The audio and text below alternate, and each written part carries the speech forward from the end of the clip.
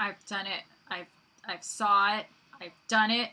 I'm doing it right now. Watching the House of Dragon.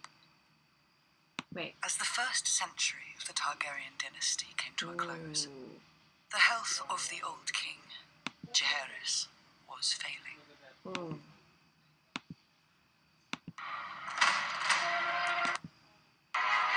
Here we go, guys.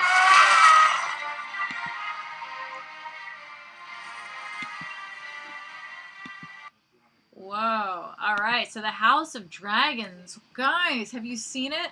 There is like advertisements for this show everywhere. There was a point where it was just like I couldn't open a computer screen without seeing a House of Dragon ad somewhere. And I just want to go over the first episode with you guys. I'm not watching it now. I watched it already. But as I was looking for a backdrop, I realized that I have HBO Max right on my computer, which I don't know, maybe I clicked on one of those like YouTube ads and paid for YouTube Premium by mistake, and now I have access to House of Dragons on my computer, which is pretty cool. So that's exciting. But it was a very exciting episode. And I feel like they are really promoting the show. This is the continuation of Game of Thrones, which we all watched together, kind of. I did a lot of reactions to it.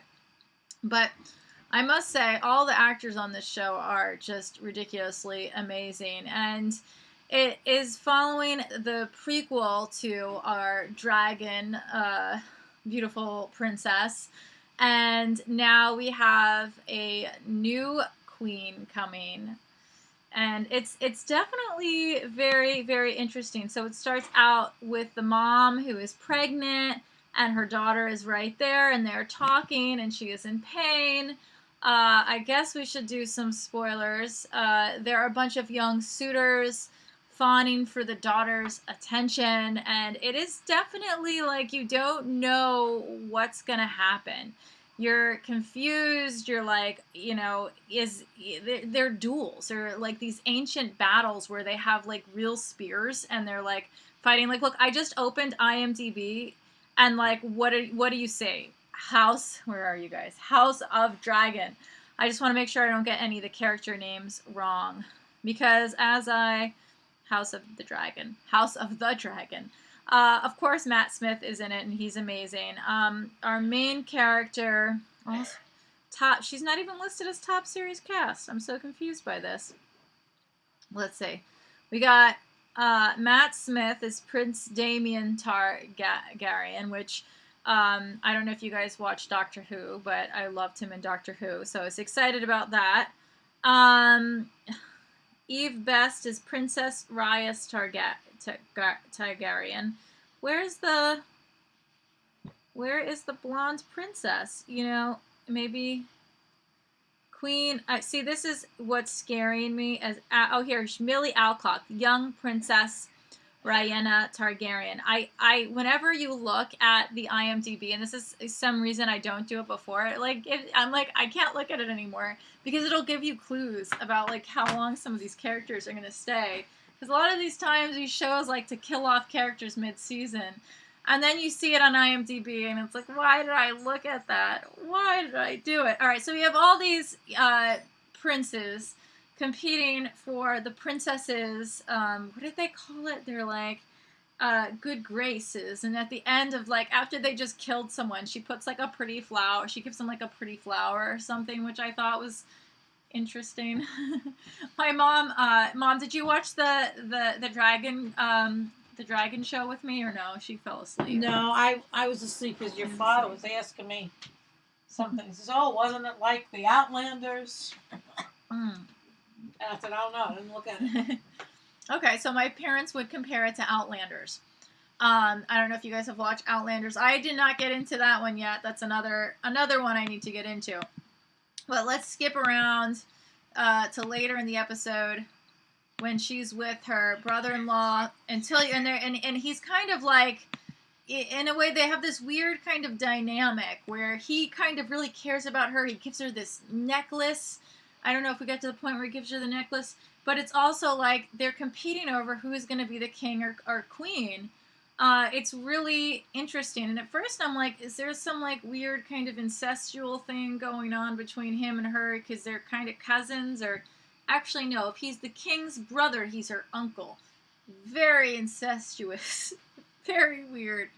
All right. So, until your brother brings forth a son, basically, and then he has like this weird thing on his back. I guess this is from all the, fighting his love, for her. Skipping forward a little more, kind of going through it. Tube. Hopefully that won't. Maybe I have to edit that out. Yeah. So then we see. This is the part I told you where they were like fighting over her, which was interesting, and it's very interesting. Very interesting.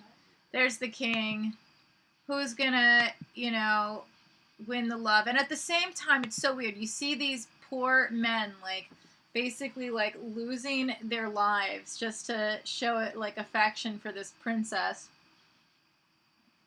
juxtaposed to her mother who is giving birth, and the father, who is the king, has to make the choice between, because I guess it was a breached baby, and at that time they weren't able to sew you back up after a C-section. So she was delivering the baby, and we don't know if the baby's going to make it or not. So it's just this really weird kind of sense of like, wow, they're all kind of having this big party, yet the queen is about to die. And here she is. Oh God, yeah, she's dying right now. And now we see the princess having this moment with her dad, and she's looking at him, and he's saying, basically, he talks to her, and it's the first time he says anything. I'm not going to get into it because of copyright, but he says to her, like, I have to see how you're going to act as, like, the queen. And she's just like, my mom just died, and this is the first thing you're saying to me. So his brother, the day that his wife died, was out partying, basically. And he basically then told his brother, you are to leave. You are to go. Which caused some major drama. So he's watching what's going on. Then there's this weird moment between, like, the stewardess girl that, not stewardess, she's like, I guess the king's best friend's best advisor, the daughter, who is also good friends with the princess. So they're good friends, and he tells his daughter, go, make the king feel happy. And she's like, I wouldn't even know what to say to him. But she goes in there, and she does say some wise things. And she said, the only thing that I wanted to hear when my mother passed away was I'm sorry. So it was a very sweet, kind of loving moment he has with her. I think the audience is expecting it to be kind of creepy, but it's not. So that is good. The only creepy things you see is with Matt Smith's character going to different kind of, I guess, brothels? I don't know. It's very darkly lit areas. But very, very, very interesting way to lead off that first episode. So this was it. This was my sum up of House of the Dragon in 8 minutes or less. Was awesome. I'm going to check out episode 2. Really excited to check out episode 2. But let me know in the comments below, what did you think of it? Was it worth the wait? Did you watch it? I really, really loved what they did in Game of Thrones with the dragons. I was really hoping she would give birth to a dragon. I thought that was going to happen right away. But I thought they did a really great job at opening up the series and like explaining what's going to happen and making, kind of hooking the viewers in. So we'll see about the second episode. I'll definitely be back for that. But once again, thank you guys for tuning in. This was a lot of fun, and I will see you tomorrow. Make sure you guys do me a favor. Subscribe to me. Press that subscribe button. Give this video a thumbs up. That helps me get back into that YouTube algorithm. So if you're not following me, follow me now. And if you want to see these videos before I post them on here, make sure to check out my Patreon, patreon.com/IWantMyLauren. Anyway, guys, this like green screen has been giving me issues. I'm sorry. I'm just like, yeah. All right. I love you all. Thank you for watching. This has been fun.